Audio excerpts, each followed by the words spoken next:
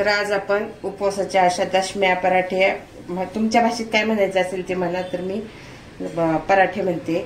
तर अशा रीतीने आपण हे पराठे बनवणार आहोत. तर अगदी सोपी पद्धत आहे बनवायला. तुमच्याकडे जर वरईचं पीठ असेल तर, किंवा नसेल तर तुम्ही वरई भाजून त्याच्यामध्ये थोडासा 1 किलो वरईमध्ये 1 किलो साबुदाणा टाकून छान असं बारीक गॅसवर भाजायचं आणि दळून आणायचं आणि नंतर मग अशा प्रकारे तुम्ही दशम्या करू शकता. तर अगदी सोप्या आहेत ह्या दशम्या करायला. तर तुम्ही ही जी मी रेसिपी बनवली ती शेवटपर्यंत बघा. नमस्कार, खमंग रेसिपी मराठीमध्ये आपले स्वागत आहे. तर आज आपण बनवणार आहेत उपवासाचा पराठा. तर त्यासाठी इथे मी 2 उकडलेली बटाटी घेतलेली आहेत. उकडतानाचा काही मी व्हिडिओ काढलेला नाही. तर आता ही बटाटी मी किसणीने किसून घेते. तुम्ही त्याला स्मॅशही करून घेऊ शकता स्मॅशरने. तर आता मी ही बटाटी व्यवस्थित अशी छोट्या किसणीने किसून घेते. किसून झाल्यावर दाखवते. तर आता आपला बटाटा छान असा किसून झालेला आहे. तर आता इथे मी वरईचं पीठ घेतलेलं आहे. तर हे वरईचं पीठ मी दळून आणलेलं आहे थोडासा साबुदाणा टाकून आणि वरई छान अशी भाजून. तर आता मी या वाटीने पीठ मोजून घेणार आहे.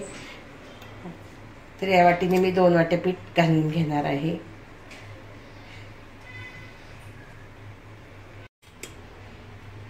तर आता मी दुसरी वाटी मोजून घेते. हा अगदी पोटभरीचा नाश्ता आहे. याच्यामध्ये तुम्ही दही पण घालू शकता, परंतु मी दही घालणार नाही. तर आता आपलं पीठ मोजून झालेलं आहे. तर आता इथे मी हिरवी मिरची वाटून घेतलेली आहे. तर आता आपल्याला जसं पाहिजे तिखट त्या पद्धतीने आपण ही मिरची घालून घेऊ. तर मला जरा तिखट लागतं म्हणून मी जरा थोडीशी मिरची जास्त घालून घेते. आणि हे आपल्याला व्यवस्थित असं छान असं मळून घ्यायचं आहे. पाणी वगैरे घालायचं नाही त्याच्यामध्ये आपल्याला. तर जेवढं बटाट्यामध्ये छान असं मळून होईल तेवढं आपल्याला मळून घ्यायचं आहे. त्याचं छान घट्टसर असा आपल्याला गोळा तयार करून घ्यायचा आहे. तर आता हा गोळा मी छान असा तयार करून घेते.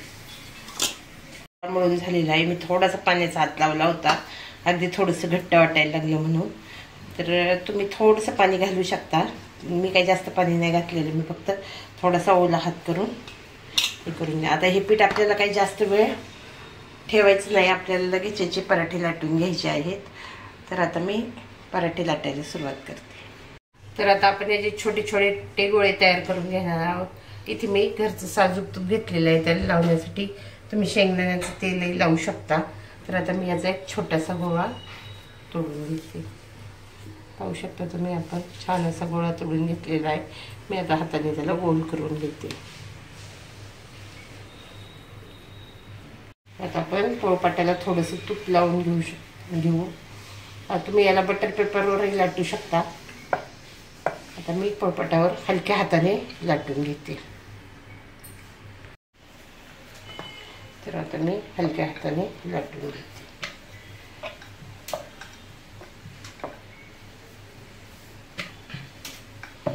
तर आता आपण छोटासा पराठा लाटून घेतला आहे, तव्यावर घालून घेतला आहे. तर आता आपण गॅसची फ्लेम वाढवून घेऊ. आता आपण गॅसची फ्लेम वाढवून घेतलेली आहे. आता आपण थोडंसं कढईने तूप सोडून घेऊया. थोडंसं तूप सोडून घेऊया आपण कढईने आणि छान असं आपण खरपूस भाजून घेऊ त्याला आणि नंतर पलटून घेऊया.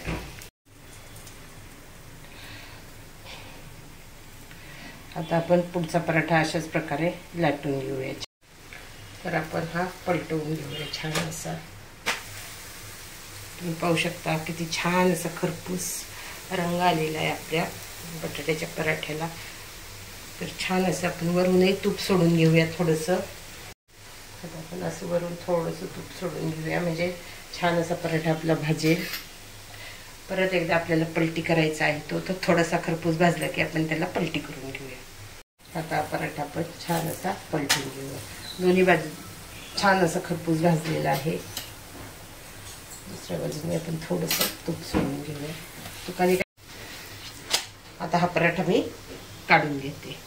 तर हा पराठा मी काढून घेते. अशा प्रकारे सगळे पराठे मी बनवून घेते, नंतर तुम्हाला दाखवते.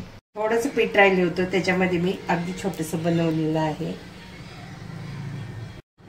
तर अशा रीतीने आपले पराठे बनवून झालेले आहेत. तुम्ही पाहू शकता, पराठे म्हणा दशम्या म्हणा एकदम छान असं झालेले आहेत. तर खाण्यासाठी खूप छान अशी लागतात। तर तुम्ही शक्यतो प्लॅस्टिकच्या पेपरवरच लाटा, पोळपाटावर काही लाटू नका तूप लावून, तर प्लॅस्टिकच्या पेपरवरती पटपट होतील असं मला वाटतं। तर अशा रीतीने आपली उपवासाची रेसिपी झालेली आहे। रोज काय उपवासाला करायचा हा नेहमी आपल्याला मोठा प्रश्न पडलेला असतो। तर अशा रीतीने तुम्ही उपवासाचे पराठे म्हणा, दशम्या म्हणा, असं करून बघा। रोज वेगवेगळ्या उपवासाला खायला काहीतरी केलं पाहिजे, तर हे तुम्ही करून बघा। तर तुम्हाला माझी रेसिपी आवडली असेल तर माझ्या चॅनलला नक्की सबस्क्राईब करा।